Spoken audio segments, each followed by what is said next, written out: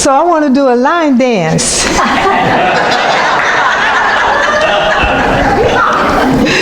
Oh, good morning, Unity, Carlsbad. So my mother always told me growing up to be a good guest when I'm invited to someone's house, so they'll invite me back again. So I must have been a good guest because you've invited me back again. And thank you so much. It's a pleasure to be here. So this question that I want to ask you. So if someone walked up to you and they said, "What color are your thoughts?" Now, there's three ways that you could respond to that. Some of you would be like, "I'm sorry, I don't understand what that question is. You know, I'm sorry." Then there will be some of you who start backing away like, "Okay, I don't know who this person is, but you know, that's not a good question." Then there'll be some of you who are like me, just make up an answer. "Oh, my colors are yellow, and they're green, and they're pink." Well, today I'm going to actually share with you my answer to that question. Not only my answer, but how that question even came about. There was a time in my life that I found myself in a dilemma. It's like, I don't know what to do. All my life I had wanted to be a kindergarten teacher. And so I stepped into the school system as a paraprofessional just to see how it would work out. I loved to work with the students. I loved to work with the teacher. What I did not like and could not handle was the politics in the school or in the school system. The racism, the sexism, all the isms. So I couldn't work there.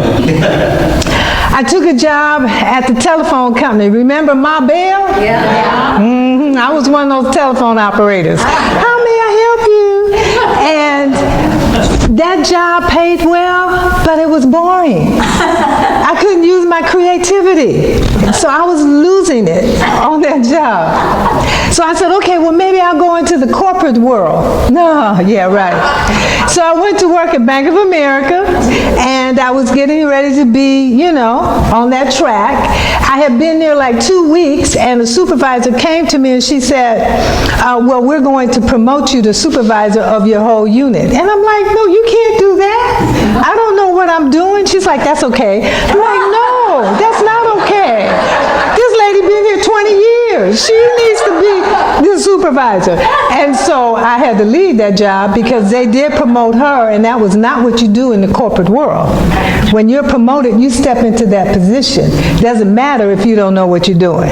Doesn't matter if you're working over somebody who's been there for 20 years. I could not, in good conscience, step into that role and hurt someone the way I would have had to hurt this woman. And so corporate America wasn't good for me either. So I'm like, okay, what do I do? I threw this question out into the universe. I didn't know that I was throwing that wet question out into the universe.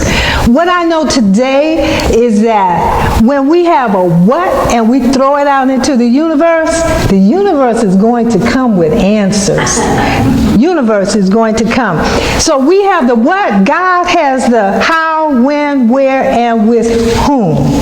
What showed up in my life was a book called What Color Is Your Parachute? I read that book and I was like, oh my goodness, they had activity in the book that I took, and I came up with my characteristics for my perfect job. It said, my position was a job where there would be no commuting, and I would have a great income. I'd be paid my worth. I could be creative every day. I would work with young children, and the best thing was that my boss would be perfect because I would be the boss. I was like, this book is stupid, right? Seriously, there's no job like that out there. So I was like really upset.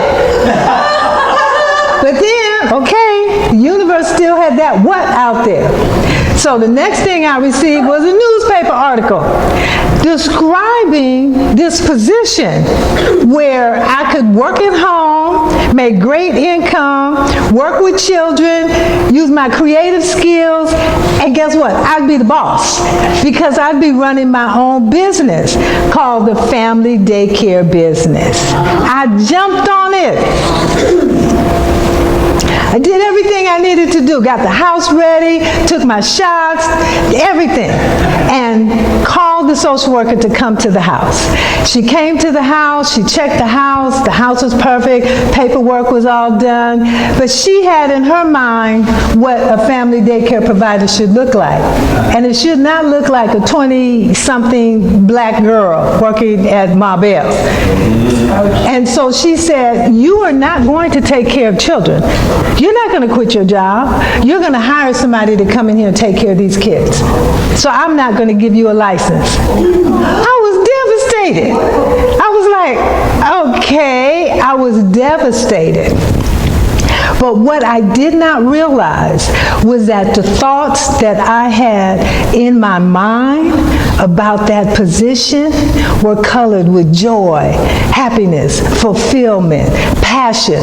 That's what was sitting inside of my consciousness. And even though my emotions felt bad, those thoughts were still there, and they were colored with those words. That what was still out there in the universe. Okay, the universe still working on it. So the next thing I received was a friend, co-worker at my bed. She said, look, I came across this training program. It's exactly what you need. A training program for family daycare providers. I stepped into that training program. Not only did they help me get my license, they also helped me create my business. And that same social worker who denied me actually showed up in the classroom to talk about licensing. I was like, hi. That was payback. Okay, so anyway, the thoughts that I held in my consciousness were hanging in the universe, and they were colored with vibrancy, with life. That's what the color of my thoughts were. The greatest power in the universe is the power of thought. Ernest Holmes, the creator of Science of Mind, had that quote. Why is that? Because you have certain feelings and you attach a word to it, and the meaning that the word holds for you colors your thoughts. Now you have to understand that. It's the meaning that that word has for you, not for someone else, but for you. It colors your thoughts and it gives you your existence. Thoughts are made up of words, and those words hold vibrations. We understand that. Different words have different vibrations. We understand that also. Some words have negative connotations. Some words have positive connotations.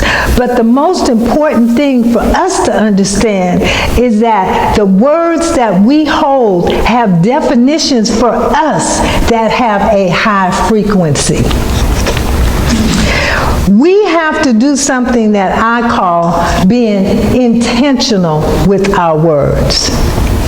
If we are intentional with our words, we create the frequency of our words. This is interesting. In school, they give us this huge book called, well, I don't know about today, but they used to give us a book called a dictionary, right? And this dictionary had every word in it, and it had every definition to that word, and we just accepted it because that's what they said. And some of those words, when we had an emotion, we attached that word to that emotion. And if that word was at a low frequency, because we had a definition that they gave us that said this word means this, that we would sink down low in our frequencies. But if the word they gave us was a high vibrational word because they said it was, then we would rise. So our whole existence was made up by somebody else and what they said. And it had nothing to do with our own experiences. We would take words and twist ourselves around these words, and it would give us our existence. And some sometimes we would wonder why we were feeling the way that we were.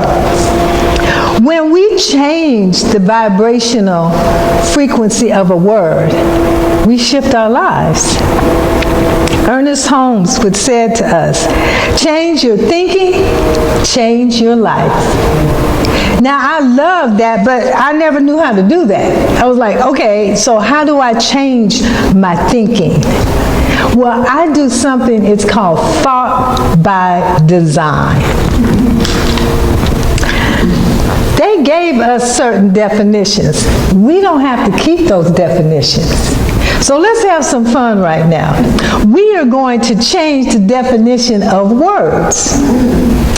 When I went into recovery 37 years ago, my greatest fear was that I was going to pick up a drink, or I was going to pick up a drug. That was my greatest fear. I was a functional addict and alcoholic, okay? I got up every day, I went to work, I did all these great things, but I still had an addiction problem. I was terrified. What they taught me was fear only means false evidence appearing real. That's all that is. I was like, really? Yeah, it's just false evidence appearing real. Doesn't mean that it's true. You may have that feeling, but it's just false evidence. And I was like, oh, okay. And it helped me deal with that emotion when it came up, because I gave it a new definition. Now, that was 37 years ago. Today, as a spiritual leader, I have this definition: forgetting everything's all right. The universe is a place of love and caring and joy and happiness. We forget that. And when we forget that, we go into fear. That definition that they gave us. And that's at a low vibrational level. And we can get stuck there. And our lives can be colored with fear of the definition they gave us. What if you had a new definition? That you were just forgetting that everything's all right. Then you would be like, that's right. I live in a world of love. I don't have to allow that, whatever that is, to impact me. Let's look at the next word, sad.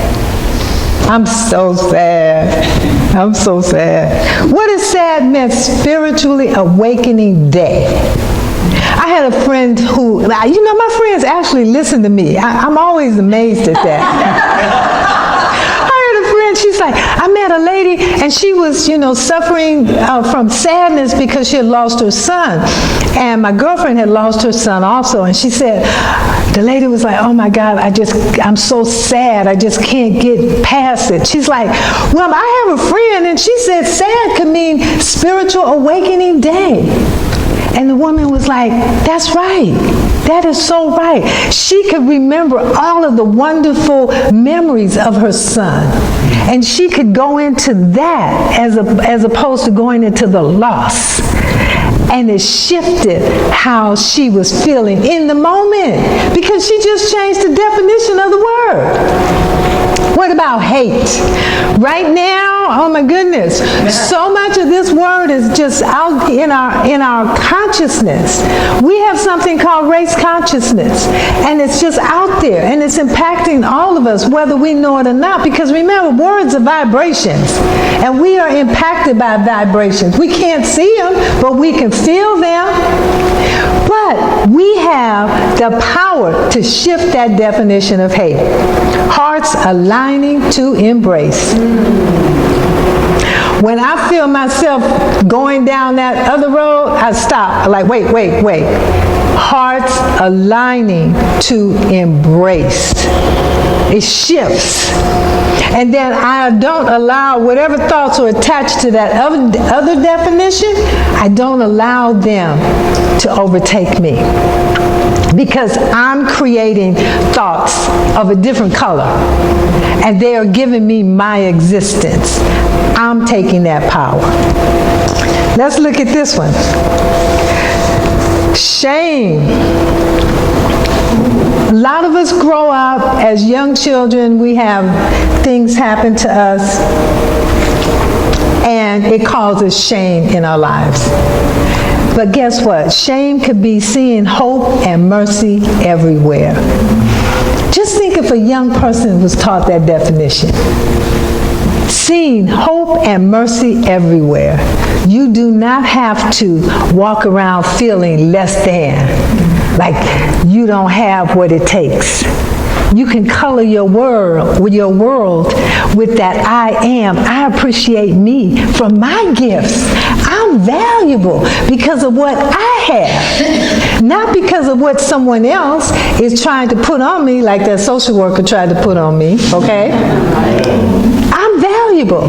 I was an excellent family daycare provider. I had a waiting list because I was standing inside of my passion.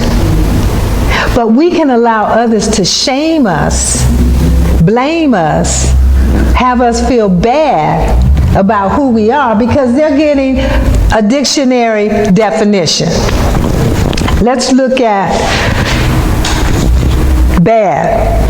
Right, okay. Blessings arise daily. You can wake up feeling bad. If you're like me, I don't wake up joyous, happy, and free. I'm joyous, happy, and free right now because I'm here with you. I don't wake up like this. Okay, I wake up like, oh my God, body heavy, But I have to have a different definition of bad. Blessings arise daily. So when I open my eyes, I don't go with that definition that they gave me about bad. I go with my own definition. Blessings arise daily. What about sick? Sickness can cause many of us to go into fear because we don't know, it's the unknown. We don't know what's happening with us. But if we stepped into serenity, invites calm kindness. Serenity, peace, invites a calmness and a kindness.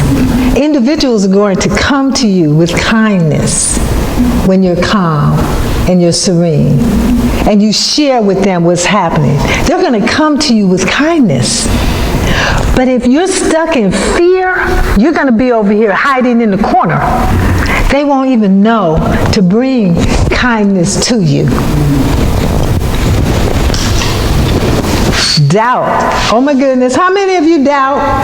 I'm the only one? Okay, come on. Yeah. We doubt because we don't understand that it's discover opportunities, unleash bold truths.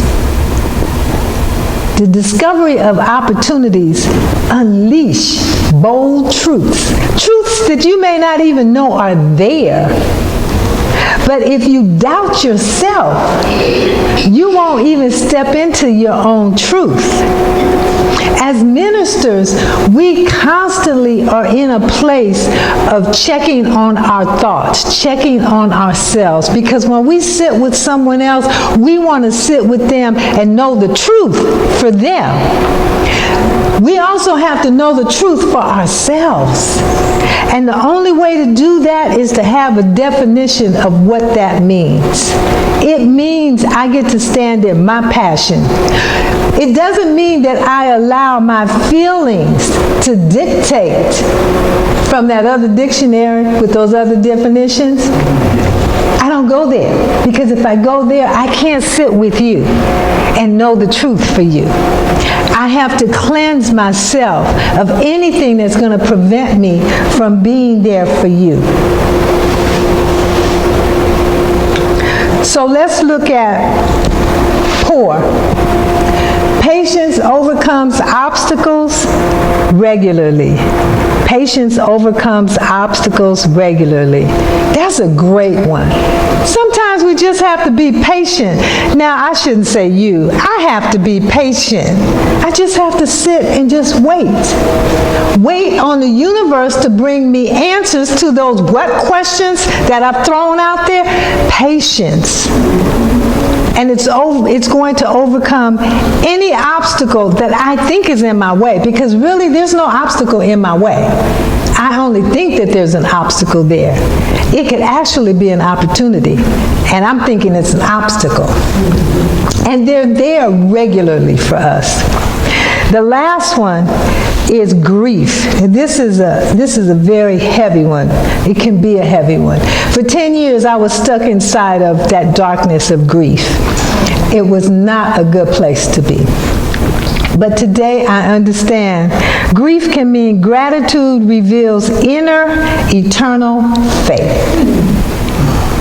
And faith for me is finding answers in the heart.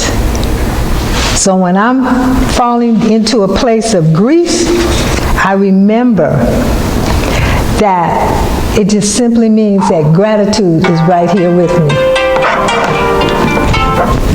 Gratitude is right here with me. And that it's my faith that's going to have me move to that next place. So today I want to end with this quote by Emma Curtis Hopkins. The world will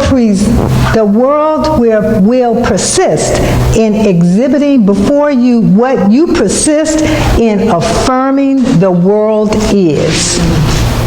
So if you keep affirming that the world is a scary place, the world will be a scary place. You have to affirm what it is you want your life, your world to look like. And you do it by shifting the definition of the words that are creating your thoughts. If life isn't what you desire it to be, just give your thoughts a new paint job or a touch-up. Hopefully now you have the answer to that question. What color are your thoughts? Now you can say, my thoughts are colored joy and happiness and fun, and you actually know what you're talking about when you give that answer. I want to add a blessing to these words, and I want to add a blessing to each and every one of you this morning. And I also want to extend the invitation that for the annual Interfaith Awareness Week is happening in August 11th through August 17th. And I am going to be actually teaching a seminar on what color are your thoughts, a divine perspective, on August 15th from 2 to 3:30. It's going to be on Zoom. In the back there's a sign up. You can sign up and I will send you the Zoom invitation, and we can go a little bit deeper into what color are your thoughts. Blessings. Thank you.